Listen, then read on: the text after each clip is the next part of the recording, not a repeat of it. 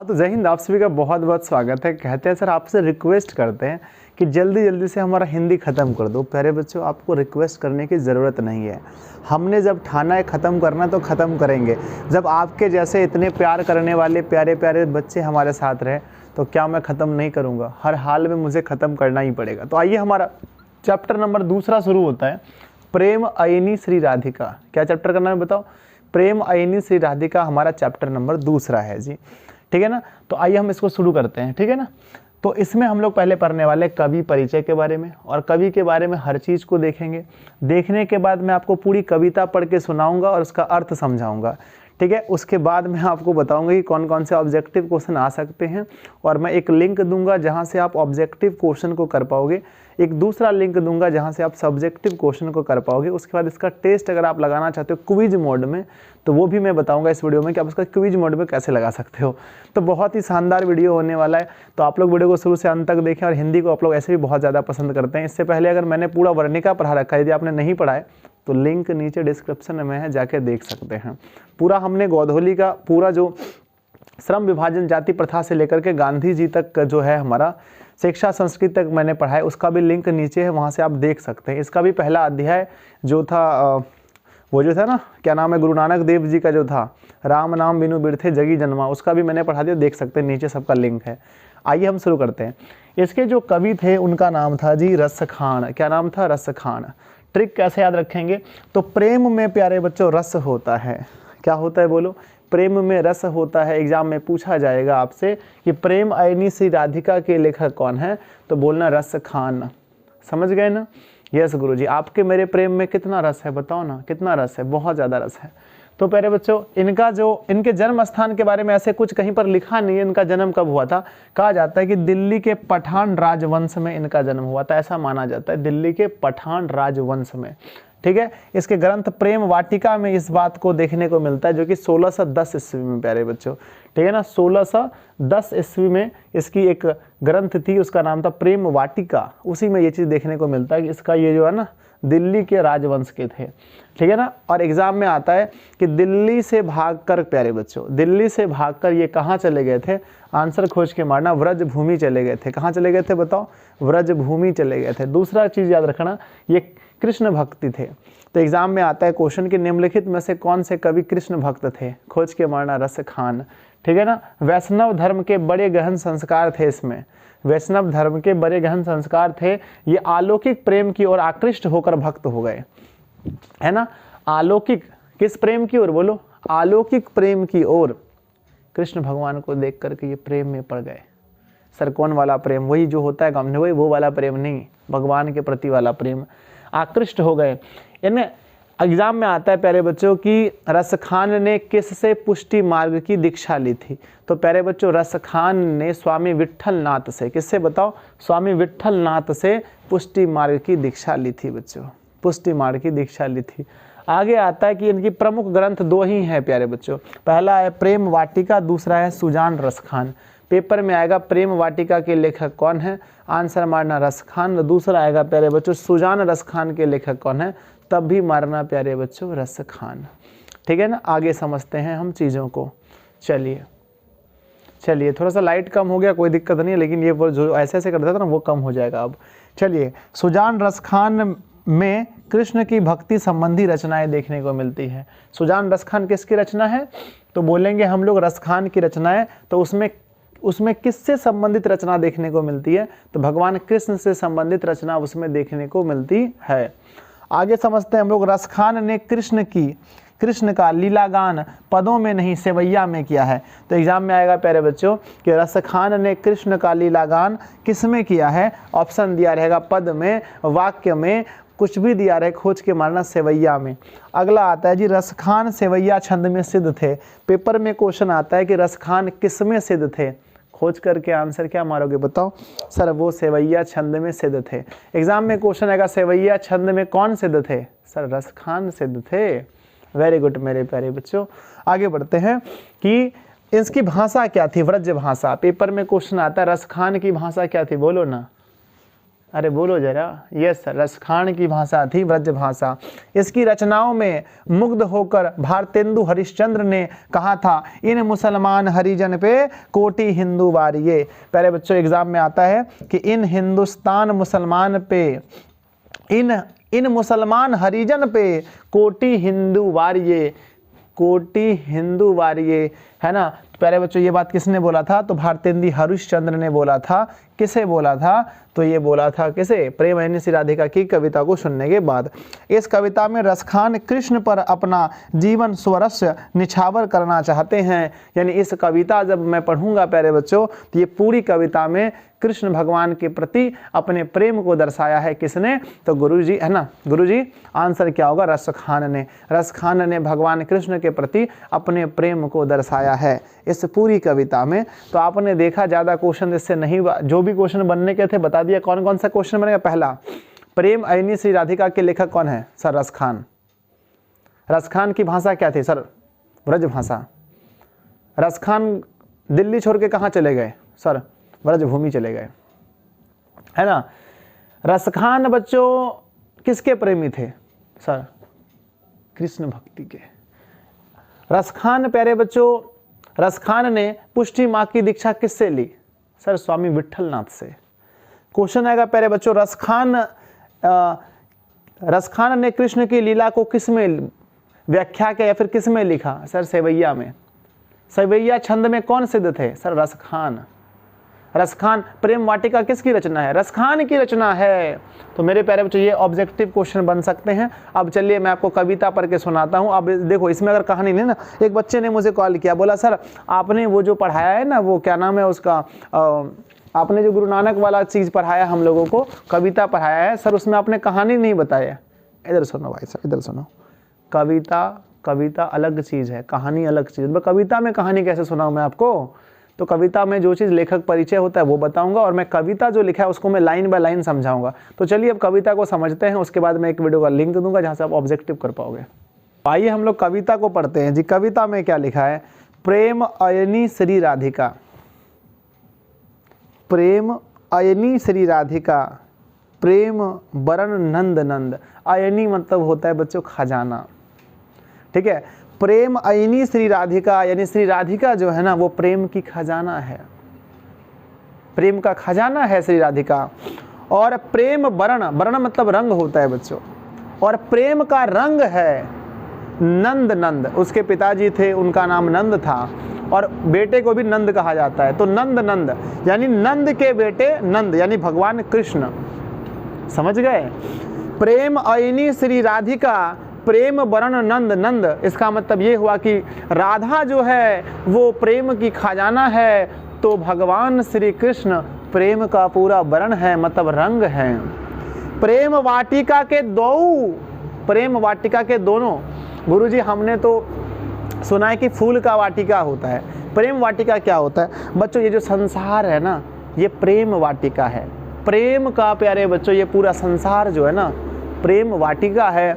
और कहते हैं प्रेम वाटिका के दो माली मालिन द्वंद, यानी ये जो अगर ये संसार प्रेम की वाटिका है बच्चों, तो इसमें जो माली होता है ना, माली का काम क्या होता है? फूलों को सींचना बच्चों, पौधों को सींचना, पौधों को बढ़िया से देखभाल करना। तो इस संसार में प्यारे बच्चों जो प्रेम है, प्रेम में कहीं कमी ना हो जाए, इसको देखभाल करना राधा और कृष्ण का काम है। ऐसा मैं नहीं कह रहा हूँ, रसखान कह रहे हैं, ठीक है ना, कवि रसखान। तो प्रेम अयनी श्री राधिका, प्रेम वर्णन नंद नंद, प्रेम वाटिका के दो माली मालिन और द्वंद। समझ गए यहाँ तक? Yes sir. मोहन छवि रसखानी लखी, मोहन मतलब कृष्ण को ही मोहन कहा जाता है। मोहन छवि यानी उसकी जो छवि है, उसकी जो तस्वीर है, मोहन छवि रसखानी लखी, मोहन की छवि को, तस्वीर को, रसखानी मतलब वो स्वयं को कह रहे हैं, रसखान ने जब देखा, लखी अब दृग अपने नाही, दृग मतलब होता है बच्चों नयन, बोलता है जब से मैंने उसको देखा है कृष्ण को, अब मेरी आंखें तो मेरी रही ही नहीं। सर मजाक करते हो? नहीं बच्चों, इसमें लिखा है। देखो कवि बड़े अमेजिंग होते हैं यार, क्या क्या लिख देते हैं कि मोहन छवि रसखानी लखी अब दृग अपने नहीं, उसका जो दृग है, नेत्र है बच्चों, वो अपना नहीं रहा ही नहीं। है ना, आचे आवत धनुष से छूटे सर से जाही। जैसे धनुष से प्यारे बच्चों अगर तीर छूट जाता है, धनुष से तीर छूट जाता है तो वापस नहीं आता, उसी तरह से लग रहा है कि इसकी जो नयन है ना प्यारे बच्चों, वो भगवान कृष्ण की जो मूर्त है, जो उसकी सूरत है, उसने उसी को देखते देखते उसकी आंखें उसमें समा गई। हम लोग जैसे आप सुनते हो ना जी, मूवी में देखते हो कोई हीरोज होता है, अंदर हीरो होता है, ऐसे करके देखता है कैसे हीरोइन को, अरे भाई साहब देखते देखते गिर जाता है। आपको ऐसा नहीं करना है। तो यहाँ पर प्यारे बच्चों, यहाँ पर कौन कह रहा है, यहाँ पर कवि को ऐसा लग रहा है कि कृष्ण भगवान के इतने अलौकिक दृश्य हैं, इतने अच्छे दृश्य हैं, देखने के बाद ऐसा लग रहा है इसका कि नेत्र जो है ना वो उसके पास चला गया। ठीक है ना, मो मन मालिन, है ना, मो मन मानिक ले गयो, बोलता है कि मो मन मतलब मेरा मन, मानिक ले गयो यानी वो ले गया, गयो चिते चोर नंद नंद, बोलता है कि जो मेरा मन है, जो मेरा चित्त है, वो चित्त चोर किससे कहा गया है, तो चित्त चोर कहा गया है कृष्ण को। और ये कह रहे हैं कि मेरा जो मन है, इस चित्त को नंद नंद मतलब नंद का बेटा नंद यानी भगवान कृष्ण ने मेरे चित्त को चुरा लिया है बच्चों। ठीक है ना, आगे अब बेमन मैं क्या करूं, अब मन ही नहीं रहा बच्चों, तो मैं क्या करूं। मन ही तो इंसान मतलब हर इंसान का अपना अपना मन होता है और उस मन के अनुसार उसका संसार होता है। मन ही मैं हूँ, मेरा जो प्यारे बच्चों, मैं अपने आप को जो सोचता हूँ, आप जो सोचते हो ना, आपका मन ही सब कुछ कराता है। तो कहते हैं कि अब बेमन मैं क्या करूं, परी फंद के फंद, यानी अब बिना मन का मैं क्या करूं बच्चों, फंद के फंद में पड़ गया। अगला है प्रीतम नंद किशोर, प्रीतम नंद किशोर जादिन, है ना, जादिन ते नैनिन लगियो। प्रीतम भी कहा गया है किसको, कृष्ण को, और नंद किशोर भी कृष्ण को। प्रीतम नंद किशोर जादिन ते नैनिन लगियो, जिस दिन से मेरी आंखें ने तुझे देखा है, जिस दिन से मेरा आंख नैन लगा है तुम्हारे ऊपर। मन पावन चित चोर पलक ओट नहीं करी सको, कहता है कि मन पावन चित चोर जो है, और हमारा जो पलक, एक बार हम पलक झपक भी नहीं सकते हैं। अरे भाई साहब कैसा दृश्य होगा, कैसा मनमोहक दृश्य होगा, सोचो। क्या आपको कभी ऐसा आभास हुआ है किसी भगवान की मूर्ति को देख करके कितना सुंदर अलौकिक दृश्य है? नहीं सर, इस कलयुग में ऐसा कहाँ होता है। तो खैर छोड़ो भाई, आगे बढ़ते हैं। तो ये हमारा जो पहला था ना, पहला जो इसका पद था ये वाला खत्म हो गया। दूसरा है या लकुटी अरु कामरिया, कहते हैं कृष्ण भगवान की विशेषता बता रहे हैं यहाँ पर कि या लकुटी, लकुटी मतलब होता है लाठी, लाठी देखा आप लोगों ने, लाठी जो होता है लकड़ी का। या लकुटू, है ना, या लकुटी अरु कामरिया, कामरिया मतलब कंबल होता है, आप लोग के घर में भी होगा, मेरे घर में भी है। या लकुटी अरु कामरिया पर राज तिहुपुर की ताजी डारो। कृष्ण भगवान की विशेषता बताते हैं कि कृष्ण भगवान प्यारे बच्चों तीनों लोगों के मालिक हैं, तीनों लोगों के मालिक हैं, लेकिन ये तीनों लोगों को वो कुछ नहीं समझते हैं। किसके सामने, एक लाठी और एक कंबल के सामने। आपको पता है ना वो नंद के नंद हैं, है ना, नंद के यहाँ पर वो गाय चढ़ाया करते थे, क्या लेकर के, एक कंबल और लाठी लेकर के, जो कि तीनों लोगों के मालिक हैं। तो उसकी कितनी महानता थी समझो, है ना। या लकुटी अरु कामरिया पर राज तिहू, ये इन्हीं दोनों पर, तिहू मतलब तीनों, पुर की तजी डारो, तीनों लोगों का जो राज है प्यारे बच्चों, समझो उसके सामने उन्होंने डाल दिया है, बेकार समझा है। समझे, आगे बढ़ते हैं। आठों सिद्धि प्यारे बच्चों, इस संसार में 8 सिद्धि होते हैं। आठों सिद्धि नवो निधि, 9 निधि होते हैं, नवो निधि को सुख नंद की गाय चढ़ाई बिसारो। बोलता है कि आठों सिद्धि के जो ज्ञाता भगवान कृष्ण हैं, नवो निधि के जो दाता भगवान कृष्ण हैं, वो सबको कुछ नहीं समझते हैं। किसके सामने, नंद की गाय के सामने। नंद उसके पिता को कहा गया है, उसकी गाय के सामने वो गाय चराने में ये सबको भूल जाते हैं। आगे, और हम लोग गाय चराओगे प्यारे बच्चों तो कहेगा कि ये आ गया गाय चढ़वा, ठीक है ना। और देखो भगवान कृष्ण गाय चराने, देखो देखो देखो देखो, सर कहाँ देखे, अपने गांव में देखना जी। आगे, रसखानी कबो इन आँखन सो, कहते हैं अपने आप को रसखानी, कबो मतलब कभी भी, इन आँखों से मतलब इस आँख से, व्रज के बनबाग तराय, है ना, तराग निहारो। ब्रज के वन मतलब जितने भी वन हैं और बाग हैं, तराग मतलब होता है तालाब, है ना, तो व्रज के बनबाग तराग निहारो, चारों तरफ ये देखते रहते हैं, आंखों से देखते रहते, कहीं भगवान श्री कृष्ण आ जाएं, कहीं भगवान श्री कृष्ण आ जाएं। आ गए क्या? कहीं भगवान श्री कृष्ण ना आ जाएं। ठीक है। कोटिक रो कल धोत के धाम, कोटिक मतलब होता है बच्चों करोड़ों, कोटिक मतलब होता है करोड़ों, रो कल घोत मतलब होता है भगवान इंद्र, कल घोत मतलब होता है भगवान इंद्र के धाम। आप पता है कि देवों के देव इंद्र को कहा जाता है ना, देवों के राजा इंद्र को कहा जाता है। कहते हैं कि इंद्र के करोड़ों धाम को, इंद्र के करोड़ों धाम को, कोटिक रो कल घोत के धाम, कड़िल के कुंजन ऊपर वारो। यानी प्यारे बच्चों, मैं उसके मतलब उसे देखने के लिए, है ना, उसे देखने के लिए, एक बार उसे देखने के लिए मैं इंद्र भगवान के करोड़ों धाम को मैं उस पर निछावर कर देना चाहता हूँ। ये कविता लिखा है पूरा जो मैंने बताया प्यारे बच्चों, रसखान ने कविता लिखा है भगवान श्री कृष्ण के बारे में। कितना मस्त लिखा है। यहाँ से ऑब्जेक्टिव क्या बनेगा सर? पहला ऑब्जेक्टिव बनेगा प्यारे बच्चों, प्रेम अयनी श्री राधिका प्रेम वरण नंद नंद, यह किस पंक्ति है ना, यह किस कविता से लिया गया है? तो आंसर मारना प्रेम अयनी श्री राधिका से। दूसरा आता है या लकुटी अरु कामरिया पर, है ना, पर राज तिहु पुर की ताजी डारो, ये आता है एग्जाम में, ये किस कविता से लिया गया है? तो आंसर होगा ये लिया गया है प्रेम अयनी श्री राधिका से। दूसरा आता है प्यारे बच्चों कि यहाँ पर चितचोर किसे कहा गया है? तो आंसर खोज के मारना प्यारे बच्चों कृष्ण को, है ना। एग्जाम में आता है कि रसखान ने कृष्ण और राधा को क्या कहकर पुकारा है?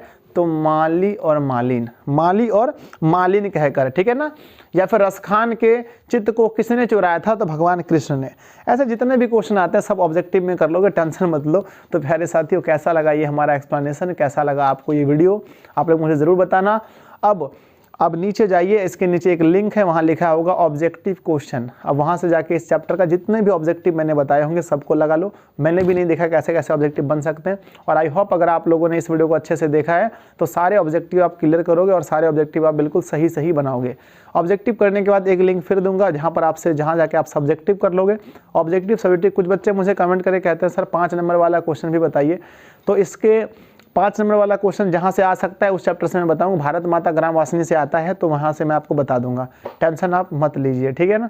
और ऐसे भी मन से पढ़ते रहिए। कैसा लगा हिंदी बताइएगा, और इसका वर्णिका गोधूली सब कुछ आप पूरा पढ़ लीजिए। मैंने पूरा यूट्यूब पर पढ़ा दिया है, बिल्कुल प्लेलिस्ट बना दिया है, तो आप लोग देखते रहिए। और हमारी लाइव क्लास में जुड़िए, शाम को होती है 5:30 बजे लाइव क्लासेस, और सुबह होती है 6 बजे।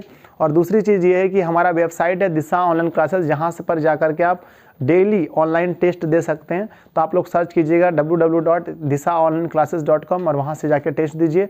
हमारा टेलीग्राम है दिशा ऑनलाइन क्लासेस के नाम से, जहाँ से आप PDF ले सकते हैं। और प्यारे बच्चों, मेरा जो अगर आप मुझसे बात करना चाहते हैं कभी तो कॉल कर सकते हैं, 7700879453 है।